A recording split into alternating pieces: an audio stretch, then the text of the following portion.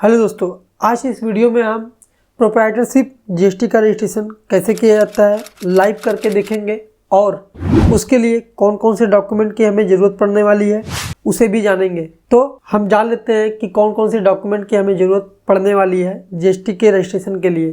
तो देखिए, सबसे पहला डॉक्यूमेंट जो आपको ज़रूरत पड़ने वाली है वो अपने ऑनर का पैन कार्ड नंबर, यानी कि जो जीएसटी का रजिस्ट्रेशन ले रहे हैं उनका पैन कार्ड होना मैंडेटरी है। देन उसके बाद उनका आधार कार्ड, फिर एक पासपोर्ट साइज फ़ोटो जो 50 KB तक का होना चाहिए, उससे ऊपर नहीं होना चाहिए, उससे कम रहेगा चलेगा। देन बिजनेस का एड्रेस प्रूफ। बिजनेस के एड्रेस प्रूफ में आपको इलेक्ट्रिसिटी बिल, खतौनी या वाटर बिल कुछ भी आप दे सकते हैं। देन लिखा हुआ है कि if your business is rented then its rent agreement is required. अगर आपका बिजनेस रेंटेड है, यानी कि जहाँ पे आप बिजनेस कर रहे हैं वो आपने रेंट पे लिया हुआ है, तो आप अपने लैंडलॉर्ड से रेंट एग्रीमेंट जो कराए रहेंगे उसकी रिक्वायरमेंट होने वाली है, ठीक है। देन उसके बाद क्या है कि if your land is not on rent and it is in the name of your parents, यानी कि जहाँ पे आप अपना बिजनेस करेंगे वो बिजनेस का प्लेस आपके पेरेंट्स यानी मम्मी पापा के किसी के नाम पे है। अपने माता पिता के इलेक्ट्रिसिटी बिल उनसे आप लेंगे, यानी कि उस इलेक्ट्रिसिटी बिल पे उनका नाम रहेगा और उनसे आप एक NOC लेटर ले लेंगे। देन उसके बाद आपको एक ईमेल ID और मोबाइल नंबर की ज़रूरत पड़ेगी। देन उसके बाद आप बैंक अकाउंट डिटेल ज़रूरत पड़ेगी, जो कि जीएसटी रजिस्ट्रेशन के मिलने के बाद इसकी ज़रूरत पड़ती है बैंक अकाउंट की। जीएसटी रजिस्ट्रेशन करते समय आपको इसकी रिक्वायरमेंट नहीं होने वाली है। तो अब हम चलते हैं जीएसटी पोर्टल पे और लाइव करके देखते हैं कि जीएसटी का रजिस्ट्रेशन प्रोप्राइटरशिप के लिए कैसे किया जाता है। तो आ गए हम अपने जीएसटी के वेबसाइट पर। उसके बाद हम जाएंगे यहाँ से सर्विसेज टैब में। देन हम यहाँ पे आएंगे रजिस्ट्रेशन, उसके बाद आएंगे न्यू रजिस्ट्रेशन। अभी देखिए यहाँ पे कह रहा है कि IMA, तो टैक्स पेयर यहाँ पे सेलेक्ट करेंगे आप। देन आप यहाँ से अपना स्टेट सेलेक्ट करेंगे, जिस भी स्टेट में आप रहते हो। हम उत्तर प्रदेश के हैं तो उत्तर प्रदेश को सेलेक्ट कर लेंगे। देन यहाँ से आप डिस्ट्रिक्ट सेलेक्ट करेंगे। देन यहाँ इसके बाद कह रहा है legal name of the business as mentioned in PAN, यानी कि आपके ऑनर का जो पैन पे नाम है आप उस नाम को यहाँ पे लिख दीजिए।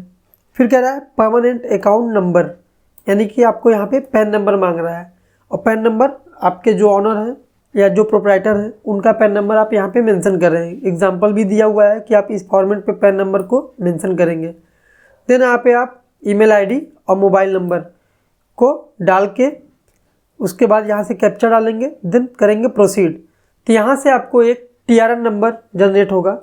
देन TRN जनरेट होने के बाद का प्रोसेस हम देखते हैं, क्योंकि हमने TRN को जनरेट करवा लिया है। तो देन अब हम उस TRN से GST को लॉगिन करेंगे। देन उसके बाद हम लाइव प्रोसेस को करेंगे। देन आप यहाँ से ही क्लिक करेंगे TRN पे। उसके बाद हम TRN नंबर को यहाँ पे डाल लेते हैं। देन उसके बाद TRN डालने के बाद हम कैप्चा डालेंगे। देन यहाँ से एक OTP सेंड होता है। आपने जो TRN जनरेट करते समय मोबाइल नंबर या ईमेल ID दिया होगा, उसी मेल या मोबाइल पर ये OTP जाती है। तो मेल या मोबाइल किसी का भी आप यहाँ पे OTP फिल करके प्रोसीड कर सकते हैं। तो हम मेल से OTP ले लेते हैं। देन हम OTP डाल के यहाँ से करेंगे प्रोसीड। अभी देखिए माई सेव्ड एप्लीकेशन आ गया।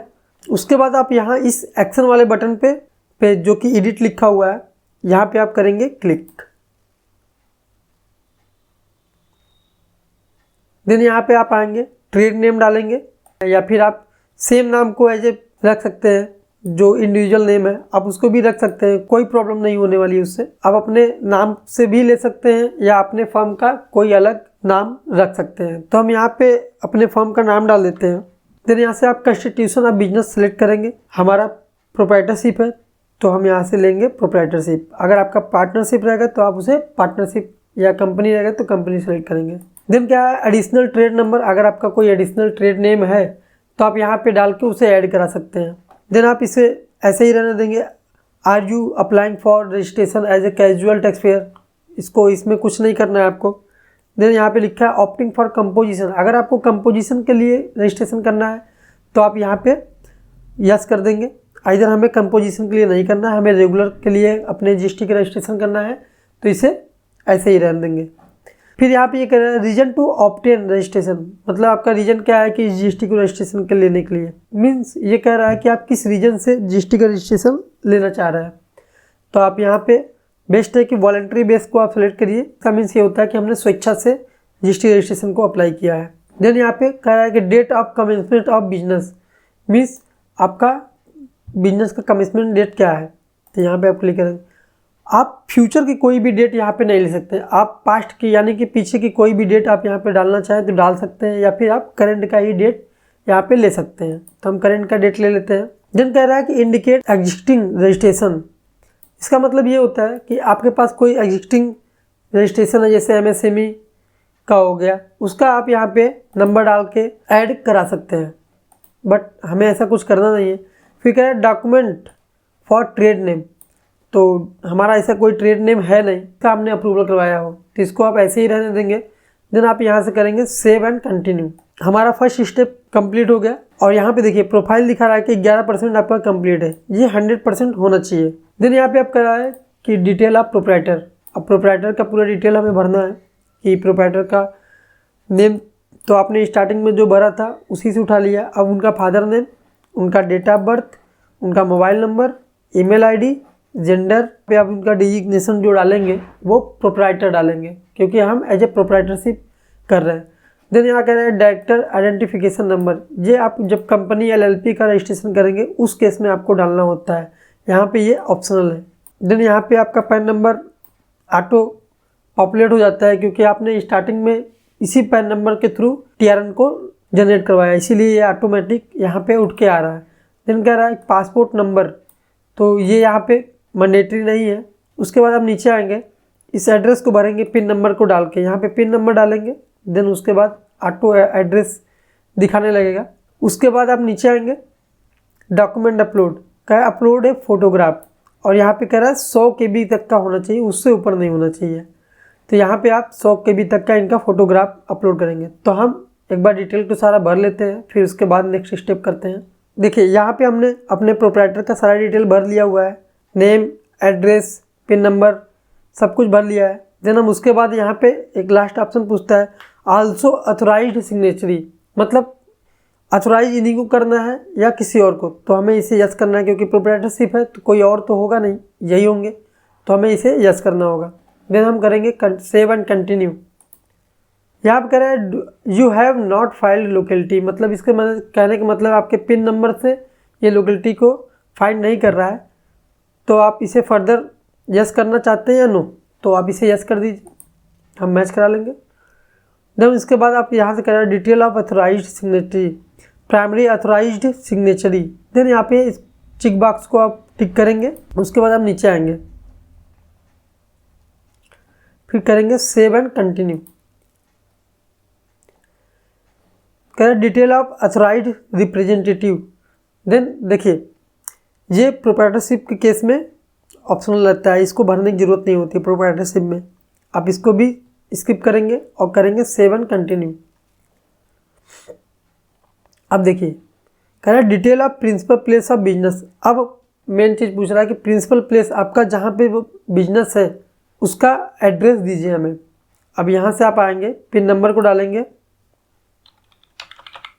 देन बिल्डिंग फ्लैट इसको आप डालेंगे, और ये लैटिट्यूड लॉन्गिट्यूड ऑटो सेलेक्टेड हो जाता है, ये ऑटोमेटिक ले लेगा, या फिर आप यहाँ पे गूगल मैप की तरह पिन भी कर सकते हैं, उसके अनुसार ये अपना यहाँ पे लॉन्गिट्यूड लैटिट्यूड को सेलेक्ट कर लेगा। देन यहाँ पे कह रहा है सेक्टर, सर्कल, वार्ड, यहाँ पे आपका जो भी वार्ड है आप उसको सेलेक्ट करेंगे। तो मेरा यहाँ पे वार्ड नंबर 1 है, हम 1 को सेलेक्ट कर लेंगे। अगर आपको देखिए यहाँ से वार्ड को सेलेक्ट करने में दिक्कत आ रही है तो यहाँ पे सेंटर जो डिक्शनरी पे जाके इस लिंक पे क्लिक करके आप देख सकते हैं अपने एड्रेस के थ्रू। देन यहाँ पे आप कमिश्नरेट को जाएंगे, सेलेक्ट करेंगे, हमारा इलाहाबाद है तो ये ऑटो इलाहाबाद आ जाता है, पिन नंबर से इस ऑटो सेलेक्ट हो जाता है। देन यहाँ पे डिवीज़न करेंगे, फिर यहाँ पे रेंज, उसके बाद आप नीचे आएंगे, देखिए फिर यहाँ पे ये कह रहा है नेचर पोसेशन ऑफ प्रीमाइसेस को सेलेक्ट कीजिए। तो देखिए कंसेंट रहेगा, तो कंसेंट की मीन्स क्या रहेगा कि आपके माता पिता के नाम पे वो ज़मीन है जहाँ पे आप अपना बिजनेस करना चाह रहे हैं, और आपके माता पिता ने आपको एक एनओसी लेटर दिया है। अब देखिए वो एनओसी लेटर कैसा होता है। इसमें आपके पिता अगर रहेंगे जो आपको एनओसी देंगे तो वो लिखेंगे कि उनका नाम ये है, वो इनके पुत्र हैं और एड्रेस लिखेंगे। फिर लिखेंगे कि मेरा पुत्र जो भी है वो इस नाम से मेरे मकान में अपना बिजनेस करना चाह रहा है, जिससे मुझे कोई आपत्ति नहीं। अपना साइन करेंगे और इसे एक 10 रुपये की स्टैम्प पे आप नोटरी करवा के यहाँ पे अपलोड करेंगे। कंसर्न के केस में अगर आपका रेंटेड है तो आप यहाँ पे रेंटेड को सेलेक्ट करेंगे और रेंट एग्रीमेंट को लेंगे यहाँ पे। तो हमारा कंसल्ट है, हम कंसल्ट को सेलेक्ट करेंगे। देन यहाँ पे हम कंसल्ट लेटर को सेलेक्ट करेंगे।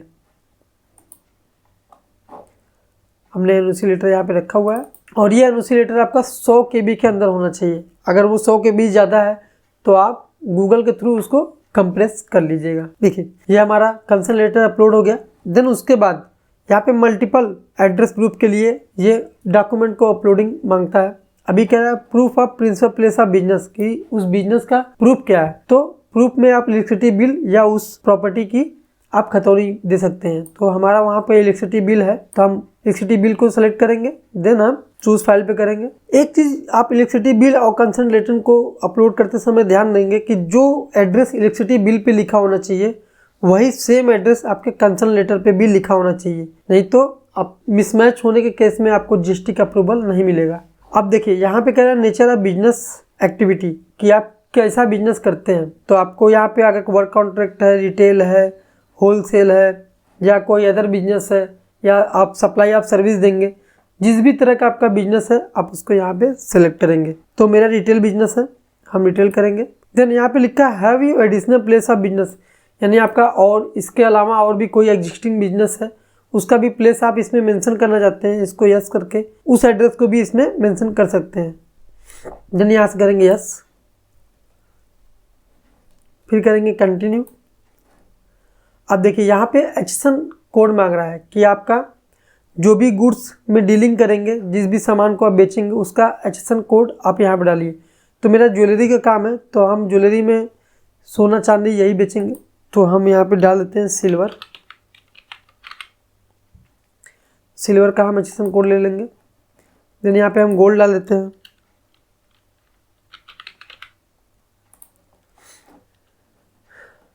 देन हमारा सिल्वर और गोल्ड हो गया। और आर्टिफिशियल आप ज्वेलरी बेचते हैं तो उसका भी एचएसएन आप डाल सकते हैं, बट हमारा सिल्वर और गोल्ड का ही मेन काम है तो हमने सिल्वर और गोल्ड को डाल दिया।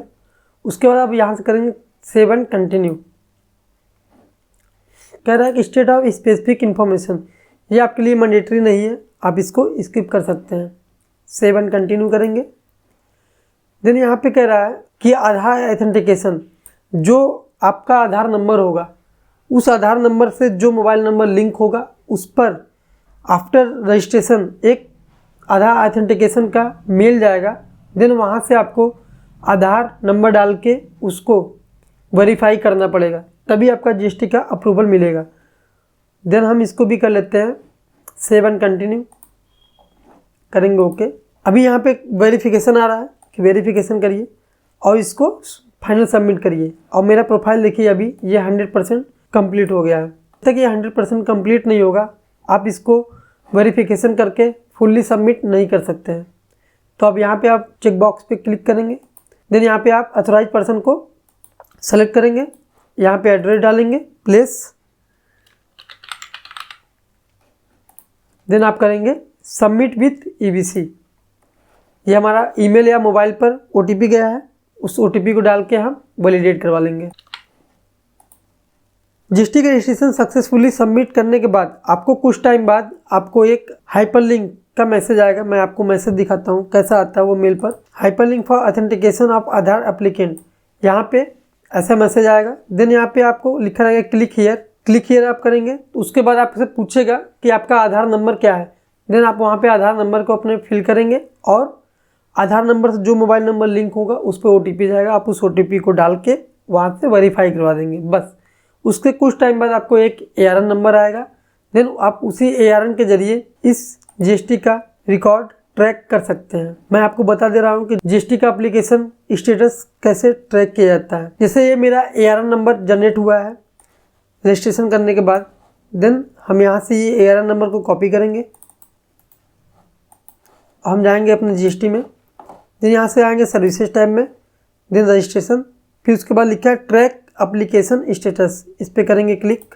क्लिक करने के बाद आपको यहाँ पे ARN का और SRN का मैसेज तब आता है जब आपकी कोई क्वेरी लगी रहेगी, तब आप SRN पे क्लिक करेंगे। अगर आपको कोई क्वेरी नहीं लगी है, आप सिंपली अपने एप्लीकेशन का स्टेटस जानना चाह रहे हैं, तो आप ARN पे क्लिक करेंगे। ARN पे क्लिक करके आप उस ARN नंबर को डालेंगे, देन यहाँ से कैप्चा डालेंगे, देन करेंगे इंटर।